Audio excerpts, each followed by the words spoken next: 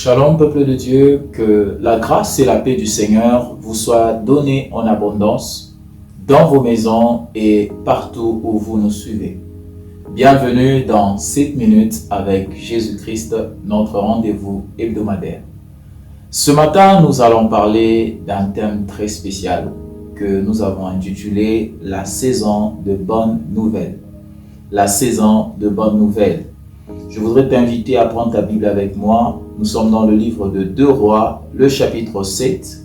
Nous allons lire le 8e et le 9e verset. La parole de Dieu déclare: « Les lépreux, étant arrivés à l'entrée du camp, pénétrèrent dans une tente, mangèrent et burent, et en emportèrent de l'argent, de l'or et des vêtements qu'ils allèrent cacher.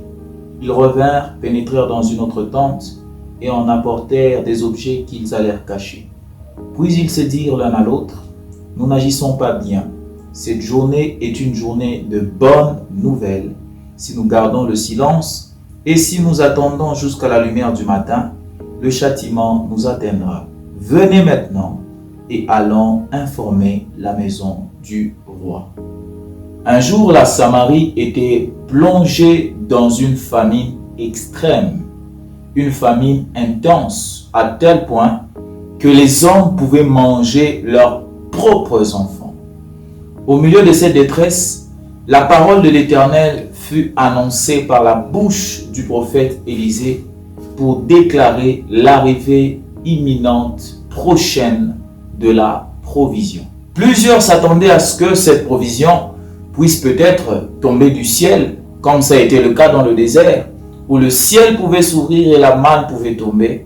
Mais cependant, Dieu avait déjà choisi un autre canal, une autre voie par laquelle il devait amener ces choses. Selon qu'il est écrit: « Vos voies ne sont pas mes voies et vos pensées ne sont pas mes pensées, dit l'Éternel. » Bien-aimés dans le Seigneur, alors que les hommes attendaient une provision qui pouvait peut-être venir de l'ouverture du ciel, le Seigneur avait le regard hors de la ville.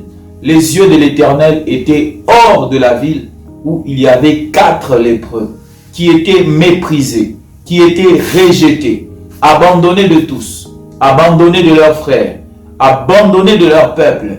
Ils étaient oubliés.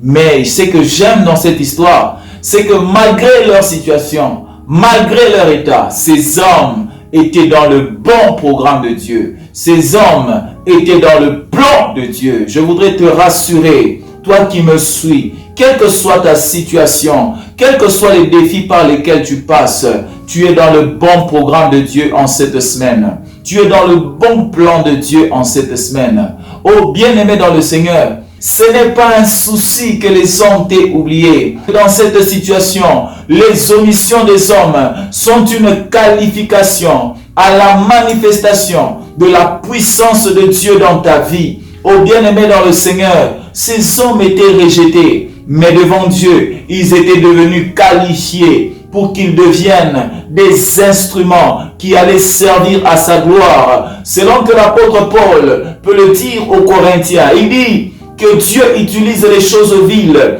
il utilise celles qui sont faibles, il utilise celles qui sont abandonnées pour confondre les fortes. Oh bien-aimé dans le Seigneur, que les hommes t'aient rejeté, ce n'est pas un problème. Que le monde t'ait rejeté, ce n'est pas un problème. Que les relations t'aient rejeté, ce n'est pas un problème. Que ta famille t'ait délaissé, ce n'est pas un problème. Du temps que tu as l'Éternel, du temps que tu as Jésus, oh bien-aimé dans le Seigneur, je voudrais te rassurer que ton entrée dans ta destinée, que ton entrée dans la saison de bonnes nouvelles est certaine en cette semaine. En réalité, lorsque le monde t'entoure d'impossibilités, il fait de toi un favorisé à l'activité de la porte céleste. Toutes les portes étaient fermées. Les portes de la Samarie étaient fermées. Mais bien-aimé dans le Seigneur, la porte du ciel n'était pas fermée. La porte céleste n'était pas fermée. Oh bien-aimé dans le Seigneur, peut-être que tout en ce moment semble être fermé devant toi. Mais je voudrais te rassurer Que la porte du ciel reste ouverte. La porte du ciel reste ouverte. La porte de ton Père céleste reste ouverte. Et bien aimé, écoutez ce qui est arrivé. Alors que la porte céleste est entrée en activité dans la vie de ces lépreux. La première des choses, c'est que Dieu a dispersé leurs ennemis. La parole de Dieu déclare qu'alors qu'ils marchaient vers le camp des Syriens, l'Éternel a fait retentir le son de leurs pas comme ceux des chars d'armée. Et bien aimés dans le Seigneur, leurs ennemis, à l'écoute de ces choses, en l'entente de ces choses, ont pris la fuite.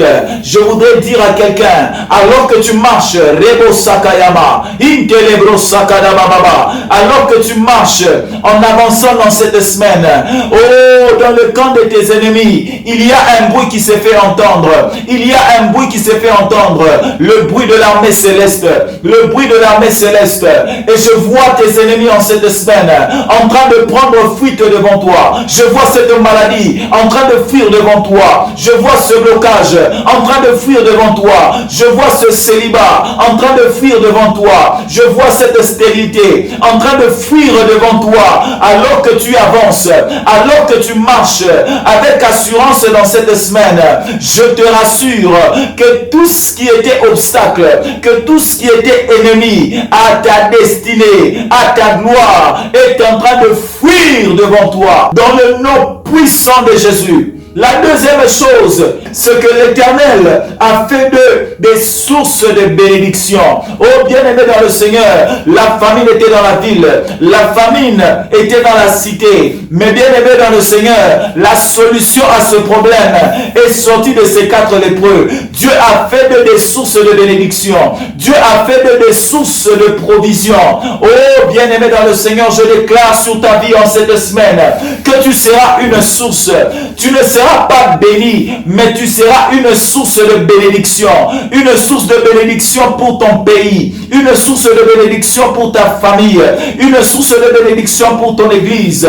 Oh, si c'est sur ta vie que je déclare ces choses, donne-moi un bon amen de partout où tu me suis. La troisième et la dernière chose qui s'est passée lorsque la porte céleste est entrée en activité dans la vie de ces 4 lépreux, c'est qu'ils sont devenus des sujets d'étonnement. Rebo Sakaya Mama. Je proclame sur la vie de quelqu'un que ce que Dieu fera dans ta vie en cette semaine fera de toi un sujet d'étonnement pour le monde. Le roi n'en révélait pas, le peuple n'en révélait pas. Oh, c'est de la même manière que les hommes n'en reviendront pas lorsqu'ils verront la main de Dieu agir avec efficacité, agir avec puissance dans ta vie. Au nom puissant de Jésus, mante libro sia, ela rosekema, mantoro brosekea mashaya. Seigneur, je prie pour un homme qui était accablé par la tristesse que lui a imposé le monde, ce monde qu'il a rejeté, cet entourage qu'il a rejeté. Je prie pour un homme qui était méprisé, abandonné de tous, délaissé, Seigneur. Je prie pour que ta consolation entre dans son cœur. Et Seigneur, je prie au nom de Jésus qu'en cette semaine, tu accomplisses chacune des paroles que tu as annoncées par ce message.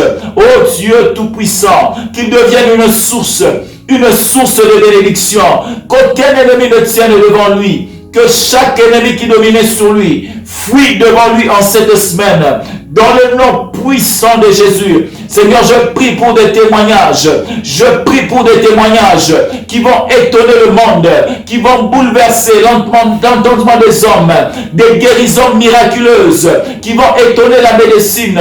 Je prie, Seigneur, pour des transformations miraculeuses de vie, miraculeuses de situations et de statuts, dans le nom puissant de Jésus-Christ. La resobraya dabosaya.